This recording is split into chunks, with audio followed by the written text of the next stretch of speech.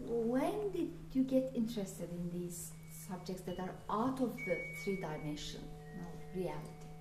When did you come out of that reality? Well, you know, that's a combination of so many events in one's life, and as I look back at mine, certain times bring periods of suffering where you begin to question yourself, why am I here? What is the purpose of this incarnation in this realm? And I can say that one of those times was when I was in my early 20s, very young and totally in love. And my partner, she lost both of her parents in a year. And so our roles changed completely. She went on to be the mother within her immediate family, and I went on to be alone and start to investigate the great spiritual question, why am I here? And of course, who am I? And that was one time. And then as I moved through life, you know, the normal job experiences that you have, for me, I began to see that there was nothing here fulfilling. There was nothing here for me that was really nourishing my reason for being here. So I began to explore in other areas what mystics had to offer, what great spiritual people would present as far as their answers. So I began to go to bookstores and read philosophical books. And it led me to a wonderful book by Ram Dass called Be Here Now. In our country, this is a well-known book from my generation. It launched many spiritual searches, you see. And it launched mine. By simply reading the book, during the process of reading it and turning the pages and looking, my mind stopped. It just stopped. And this was the first time in my life that I went into no mind, so to speak. What many of the people who know well about these matters call meditation. I had never been in meditation before. And this book presented that possibility for me. So it was rather abrupt. But nevertheless, I began to question, well, what else is there? In my continuing search along the path, I saw that there was a possibility then of actually meeting someone in the body who has attained, let's say, a realized state of being, what is called enlightenment. It's an overused word in today's world, pretty much like shamanism in shaman. They're very overused, and you know, they've lost, I think, the essence of what they originally meant. But for purpose of our conversation, I started to see that it may benefit me to actually go and be in the presence of an awakened one. So that drew me into visiting my first, what you would say, guru. Guru means darkness to light. The guru is a malign term in the West. Everybody feels that when you have a guru, you are handing over your authority to them, when in actuality it's just the opposite. This person is simply providing clarification for you. This person is lifting from you unnecessary things that you don't want and giving you a broader view of why you are here. So within this context, I searched out the living master, and I found myself within Bhagwan Rajneesh's, or later known as Osho's, energy field and his spiritual family. And for 9 years, I did so many things with him, groups and meditations, and working on a daily basis when I was actually at this experiment in Oregon in the mid-'80s called the Ranch, which probably nobody knows about now, but it was quite popular at the time, at least amongst the American press. And I really had a lot of transformational experiences in that energy field. I essentially learned how to live, love, and laugh without guilt and without feeling there was something wrong with me. And that was quite an opening for me. So from that point, he died in 91, I went on to another spiritual master. At this point in time, he was an amazing being. He was located in India, in Lucknow. His name was H.W.L. Punja, affectionately known as Papaji. And an amazing being, just absolutely incredible. He was a direct disciple of Ramana Maharishi, which if you're in the Indian folklore or way of things, you would recognize what I'm talking about. Maybe not so necessarily known in the Mideast. But in India at the time, he was one of the foremost spiritual beings, in my opinion, alive. And I went on to visit him 4 times. And he furthered me. He expanded my concept of what is here, of what is nourishing for me, and what is not necessary in my life. That's also what India does as well. Just the common interaction in India.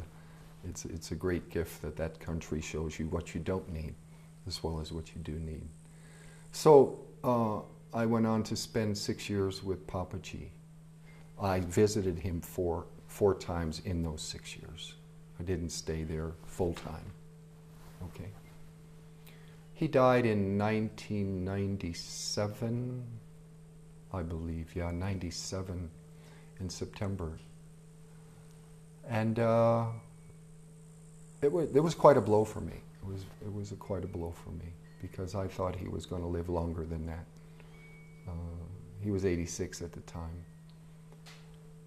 And I went back to India the next year, and in many ways I felt totally free because I said to myself, finally I'm going to India after all these years, and I'm not sitting at the seat of the Guru, at the feet of the Guru, or compelled to get in any kind of spiritual story for any period of time at any location. I just wanted to travel India and see all of the wonderful things that that culture had to offer.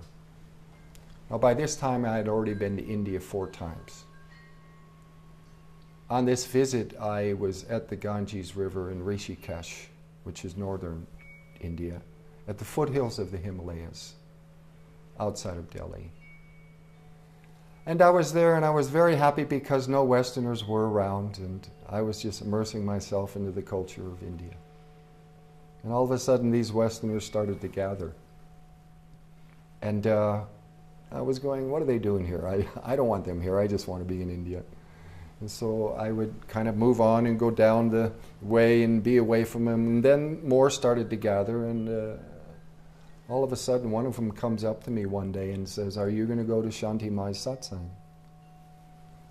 I had heard of Shanti Mai in America. In fact, I actually met her in Santa Fe at the Whole Foods Market for just a brief moment. We had a nice meeting, but for me, there was no connection at the time. But I thought to myself, well, why not go there? So I did go to her satsang, and the first time I went there, she looked at me and she said, do you have any questions? And I said, I only have one. I said, my spiritual master or guru had just died. What do you do when they die? One half of me felt completely in peace. The other half felt completely in chaos. And that's what I said. I said, what do you do? He said, you run as fast as you can to the next one. And therefore my journey with her began. And that was 14 years ago. And I have been with this the most amazing being of beings, woman of women, for 14 years. And my experience with Osho was all about how to be human, how to accept and embrace your emotions and the goodness of living this life, laughing and enjoying and loving, and just feeling good with just embracing your human emotions and not having to answer to anybody for it. And then with Papaji, my experience there was about surrender. Because this being was so large. He had been in the awakened state of being for 50 years before I met him. And it was about surrender. It was simply about going in, being quiet, and being available. And with Shanti Moyam, our journey has been love. All about love. It's been the grandest love affair of my life up until this point. She has shown me so many things about myself, and she has shown me that we live in a place that you cannot put anything in to make it greater, you cannot take anything out to make it less. It is whole and complete in itself. And she has shown me how to experience the undeniable nature in all things, let's say. So that's been a little bit of my path up until this point. And it's always been at the feet of the one who is much wiser than me.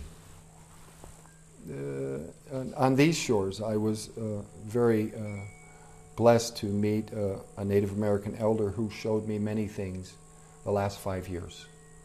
That was our relationship. I participated in many ceremonies in the Native way, some that are seen and unseen, private and public, and I've been blessed with his wisdom. We no longer walk together. Our relationship is finished, and very friendly, no problem. Everybody is in good communication here. However, you know, we come and go here. That's what we do, we come and go. And I've been blessed to see that the value of where I'm at and what I'm doing with various people. And I have this kind of innate quality to understand that when the blessing of that relationship is fading, it's not necessary to linger. Move on to that next adventure, you see. So, do you have any questions for me? I guess I could ramble on here for a long time. I have a question. What do you mean when you... Well, this is the question that so many people ask. And I've been around these people for close to 28 years. And I've seen, I can't really tell you what it is, but I can tell you what it's not. Okay? It's not judging people. It's not creating situations for your benefit. It's not anything you can put in front of me on this list. This list can go from here and out the door. It's not any of that. Essentially what I've seen from these people is that it's a state where there are no more false notions. False notions fall away for them. It's a state of unconditional love. Now, this unconditional love can't be confined to a particular type of action, because I've seen many actions from these beings. And if somebody's judging it from the outside, they would say, well, this being, if they're like that, is not supposed to do that. Well, that's incorrect. Because they don't understand the purity of the source that is moving through the action to create the effect, which is to basically deliver the teaching to the student. What is said to me in one way can be completely different to another one in another way. What could look like to me would be aggression, would look to them in their state of affairs as encouragement, you see. So you cannot give a singular answer to it.